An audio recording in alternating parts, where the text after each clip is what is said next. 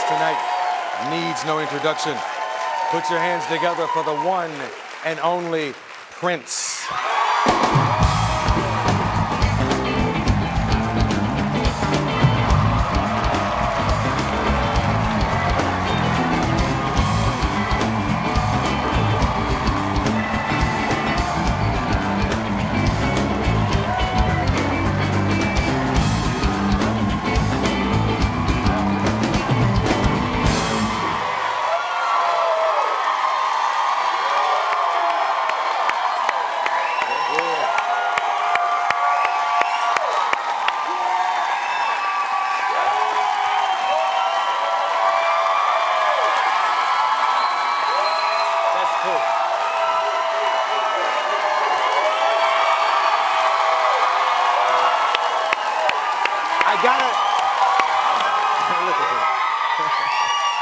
I gotta say one thing.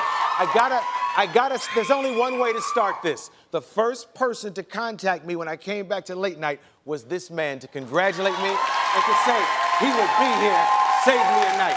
Thank you, dude. You've always been a good friend. Always. And here's the interesting thing. Do you have a cell phone? No. See, I'm always shocked when I hear from you. But how do you survive in this world without a cell phone? Everybody I know has one. Oh.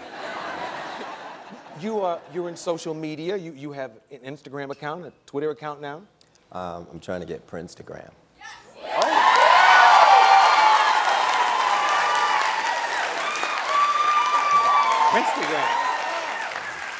Instagram. You actually, I saw a selfie of you, or it was yours, I should say. Yeah, I did that. Yeah, that was your first?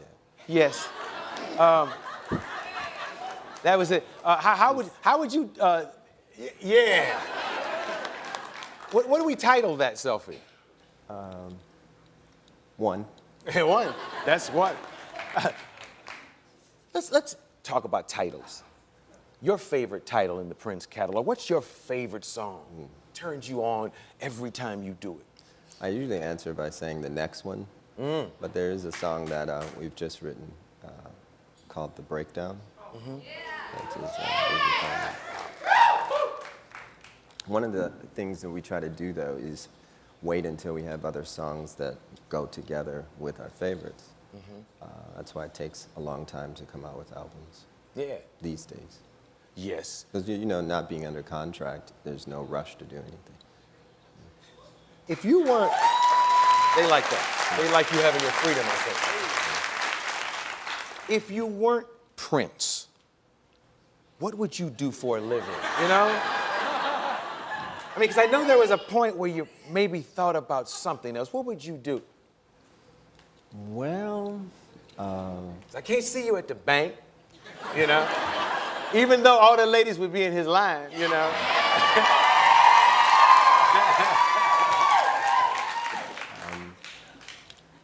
When I was 16, I was completely broke and needed to go get a job, so I got the Yellow Pages out, and I couldn't find one thing that I wanted to do.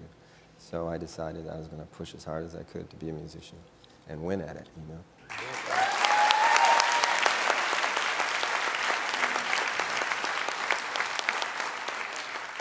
Do you watch any of the shows that bring new musicians to the American public? Not so much. Yeah, You know, talking about, you know, The Voice and Idol, you know, the whole genre. Yeah, I was watching a show with Esperanza Spalding, who's a friend of mine. Bass player. And we were both sitting there quiet, we were watching. And we looked at each other, and then she says, "Are you rearranging the music right now in your head?" And then she said, "So am I." So it's really hard to watch other musicians because you tend to, you know, it's like a painting you want to make straight or whatever. You just hear it, music like you hear it. Doesn't mean that, you know, what they're doing isn't of merit. It's just, I just hear music different. That's all. Now, I've met, it seems like 100 musicians today here with you. What do you look for in musicians these days? I was thinking about your question a second ago. I think I'd want to teach in some capacity if I didn't play.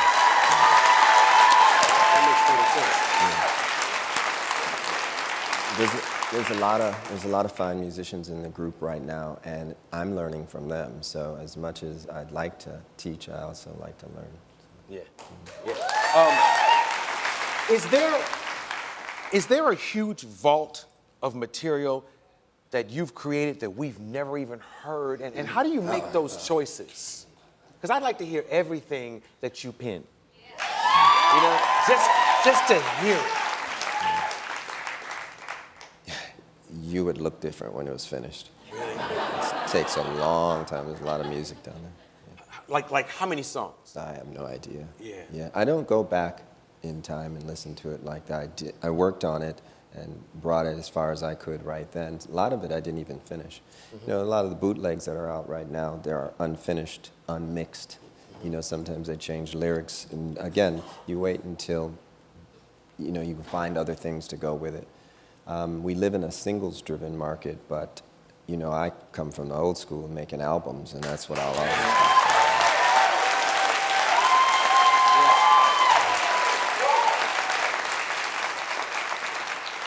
You seem to have somewhat of a love-hate battle going on with technology. I know you haven't always loved the internet.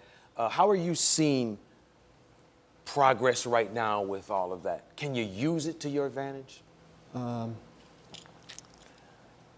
It's a double-edged sword. You know, a lot of artists aren't getting paid full scale for their art, and the internet, because of downloading and things like that, is kind of like a black hole. And it's hard to audit, it's hard to get accounting, and it's not that it's just about the money, but it's about justice and fairness. And when people say that they love you and they respect you, but at the same time take, you know, 80% of your earnings, then expect you to fix your own communities, and they'll probably edit all of this out, but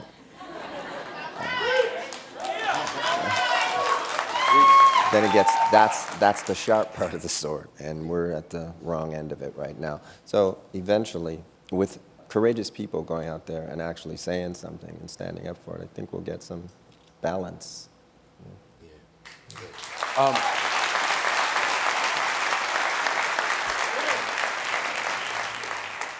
We've watched you evolve over the years, not only as a musician, but as a man.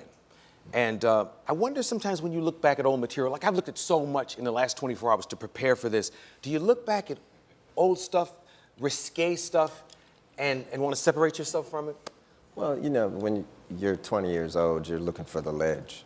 You know, you want to see how far you can push everything. Mm-hmm. And as an artist, I just went there just to find it. And then you make changes. You know, 30 years ago, there's a lot of things I don't do now that I did 30 years ago. And there's some things I still do. Yeah.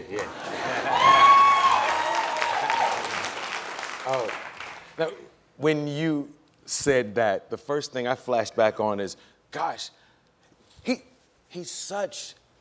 Prince. I know that, I get all that. But he's also like this normal brother you hang with. I remember a time, and if I have to take this out, you tell me I have to take this out. But I remember one time we went down the way south of Wilshire to an after-hours spot and hung out and partied.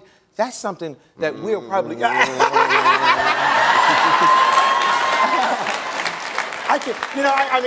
have a son now, and Congratulations. Yes, sir. And there were so many things that we did back then. Remember that house? We were sitting in a house and Vaguely. Yeah. It was like they take you in and they chain the door and it's a pit bull and they give you a drink in a paper cup and he wouldn't touch nothing. He just sat. Were we in somebody's kitchen or something? Yes. Yeah. It was crazy. And Prince was sitting in this house. He wouldn't drink nothing. He wouldn't touch nothing. And he was trying not to breathe. He had a cane. If he could have got oxygen out that cane, we could have stayed longer. But just normal good times as young brothers experiencing success. We should take a commercial and come right back. We'll be right back.